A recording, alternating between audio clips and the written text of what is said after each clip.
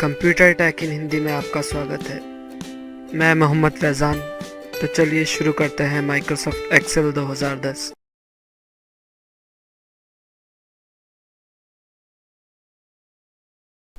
Computer take इन हिंदी में एक बार फिर से आपका स्वागत है। तो चलिए शुरू करते हैं माइक्रोसॉफ्ट एक्सेल। माइक्रोसॉफ्ट एक्सेल को ओपन कर लेते हैं। यहाँ से फाइल पर डबल क्लिक करके खोल लेंगे, या आप अंदर से भी खोल सकते हैं। स्टार्ट बटन में जाए और प्रोग्राम्स में माइक्रोसॉफ्ट ऑफिस के फोल्डर में, और यहाँ से माइक्रोसॉफ्ट एक्सेल पर क्लिक करेंगे तो ये माइक्रोसॉफ्ट एक्सेल खुल जाएगा। तो ये हमने माइक्रोसॉफ्ट एक्सेल खोल लिया है। आज के इस वीडियो में हम सीखने वाले हैं सेल्स के साथ हम क्या क्या काम कर सकते हैं, क्या क्या हरकत कर सकते हैं, इस तरह से। तो ये हमने सेल्स लिखी हुई है। हम चाहते हैं, मतलब ये हमने लिखा हुआ है कुछ, और हमें एक टेबल बनानी है।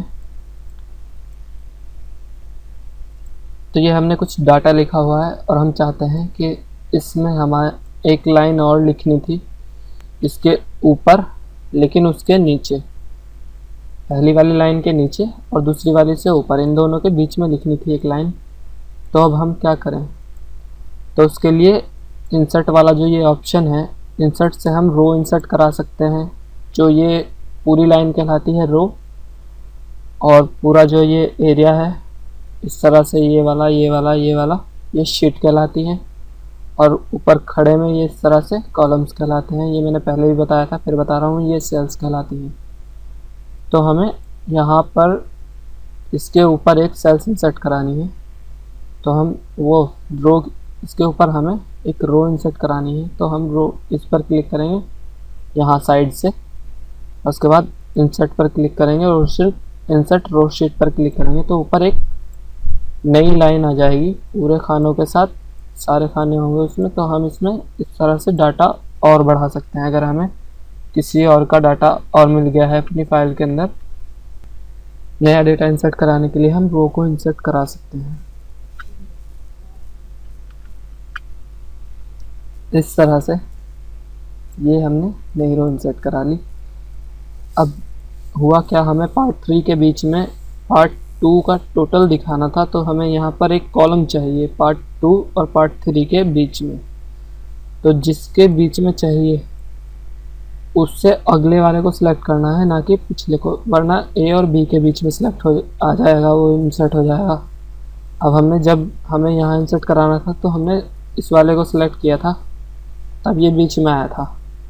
इसी तरह अगर इन दोनों के बीच में करना है तो सी को सिलेक्ट करना होगा, ऊपर से सिलेक्ट करना होगा। ऐसे सिलेक्ट नहीं करेंगे वरना इंसर्ट नहीं होगा, ना ही ऐसे सिलेक्ट करेंगे तब भी इंसर्ट नहीं होगा। यहाँ से सिलेक्ट करना है हेडलाइन से। तो ये हमें सी के बीच में चाहिए, तो हम इंसर्ट में जाएंगे। अब आप देख रहे होंगे रो शीट नहीं आ रहा है, क्योंकि हमने कॉलम सेलेक्ट कर रखा है। कॉलम शीट का ऑप्शन आ रहा है, इस पर क्लिक करो तो ये कॉलम इंसर्ट हो गया हमारा। तो हमें पार्ट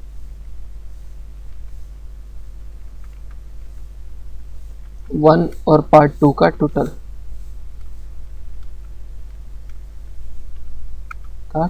है ये। इस नाम का कॉलम चाहिए था, तो वो ये आ गया। ये हमने लिखा टेक्स्ट रैपिंग करते हुए, ऑल्ट के साथ एंटर। टेक्स्ट रैपिंग की शॉर्ट की होती है, मैंने अपने पिछले वीडियोज में बताया था। अगर आपने टेक्स्ट रैपिंग नहीं देखा है, नहीं सीखा है, तो उसे देख लीजिए और सीख लीजिए। तो ये हो गया हमारा नया, हमने वो इंसर्ट करा लिया है, नया कॉलम सी नाम का। सी को सिलेक्ट, डी को सिलेक्ट करेंगे, फिर इंसर्ट कराएंगे तो डी नाम का इंसर्ट हो जाएगा। तो ये आगे को बढ़ते रहते हैं और पीछे एक एक कॉलम इंसर्ट होता रहता है इस तरह से। इसी तरह से यहाँ पर सेल भी है। हमें चाहिए था, हमें पूरी रो नहीं इंसर्ट करानी, ना ही पूरा कॉलम इंसर्ट कराना है। बस यहाँ पर एक खाना चाहिए, 78 नीचे को हो जाए और यहाँ पर एक खाना आ जाए जिसमें मैं 74 लिख सकूँ या कुछ और डिटेल्स लिख सकूँ। तो इंसर्ट में जाएंगे। अब देखिए हमने सेल सिलेक्ट कर रखी है, तो इंसर्ट हम सेल भी कर सकते हैं, रो भी कर सकते हैं, कॉलम भी कर सकते हैं। जहाँ हमने क्लिक किया हुआ है, अगर हम रो पर क्लिक करेंगे तो इसके ऊपर एक रो इंसर्ट हो जाएगी। अगर हमने यहाँ क्लिक किया हुआ है तो इससे पहले एक कॉलम इंसर्ट हो जाएगा। और अगर हम सेल पर क्लिक करते हैं तो यहाँ पर एक सेल इंसर्ट हो जाएगी, और ये वाली नीचे जानी है तो इसके लिए शिफ्ट सेल डाउन पर क्लिक करेंगे। अगर लेफ़्ट भेजनी हो इस वाली सेल को जो ये 78 लिखा हुआ है ये लेफ्ट को खिसक जाए यहाँ को, तो लेफ्ट करेंगे, एंटायर रो नीचे, एंटायर कॉलम लेफ्ट में। तो हमें 6 सेल डाउन करना है, ओके करेंगे तो 78 नीचे आ जाएगा और यहाँ पर स्पेस हो जाएगा। अब हम यहाँ कुछ भी लिख सकते हैं, ये हो गया, ठीक है। तो ये सेल्स कॉलम रो इंसर्ट कराने के लिए यूज़ होता है।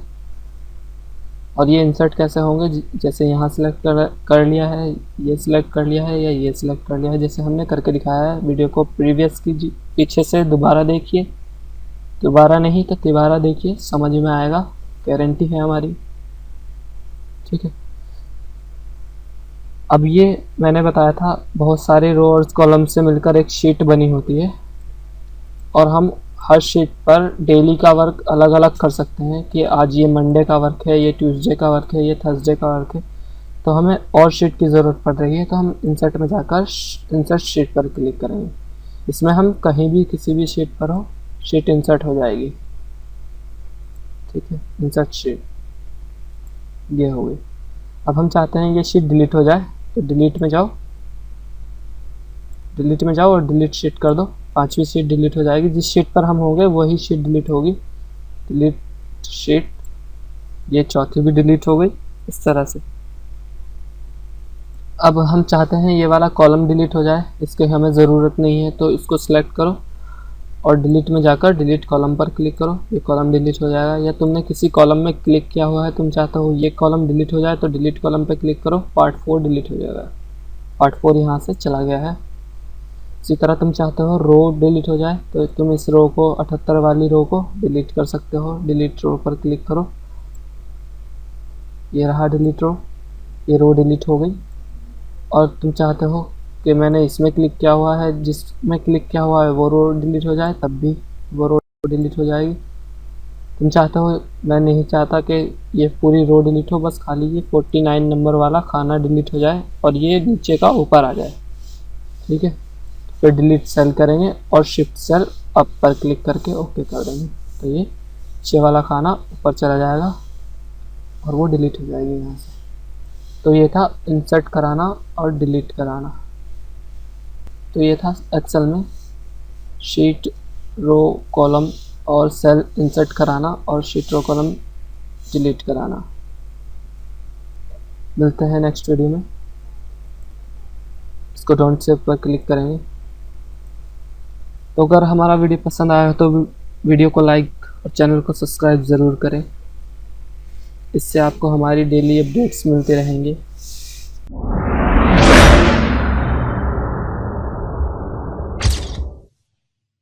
पसंद आया हो तो कंप्यूटर टेक हिंदी को लाइक और सब्सक्राइब कीजिए।